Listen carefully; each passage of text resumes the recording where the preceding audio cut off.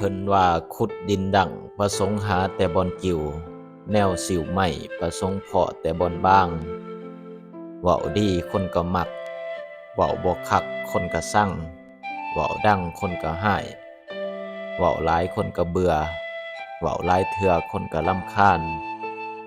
ทุกครั้งที่เฮาได้ให้อันใดก็ตามบ่ว่าจะน้อยหรือหลายโดยบ่หวังสิ่งใดตอบแทนย่อมได้รับผลทันทีนั่นก็คือความสุขนั่นเองไผสิคิดแบบใดกับเฮาก็อย่าแต่จงคิดว่าเฮาจะเฮ็ดความดีอย่าไปต้องการคำย่องย่อชมเชยและอย่าไปหวังสิ่งใดตอบแทนอย่าคิดว่าถ้าเฮาเฮ็ดดีกับคนอื่นเขาแล้วเขาจะเฮ็ดดีกับเฮามีแต่ในนิยายมีแต่ในนิทานมีแต่ในหนังสือเท่านั้นละดังนั้น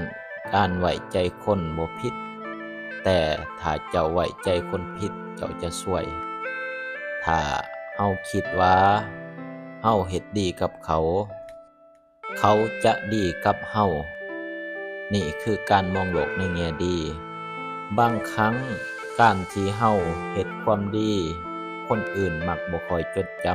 ำแต่เวลาที่เฮาผิดพลาดคนอื่นมักเอาข้อผิดพลาดเฮาไปย่ำยีจนเฮ็ดให้เฮาเกิดความรู้สึกเสียหายดังนั้นเวลาไผเว้ากับเฮาบ่ดีเฮาก็บ่ต้องไปเสียใจเพราะในสายตาของคนอื่นมักแนมเฮาเป็นคนบ่ดีต่อให้เฮ็ดดีเพียงใดมันก็บ่มีค่าสำหรับเขาความสุขอยู่ที่ตัวเฮาคิดชีวิตอยู่ที่ตัวเฮาปั้นความฝันอยู่ที่ตัวเฮาสร้างทุกสิ่งทุกอย่างอยู่ที่ตัวเฮาเองถึกทีถึกเวลาถึกคนแต่บ่ถึกใจก็ให้ค่า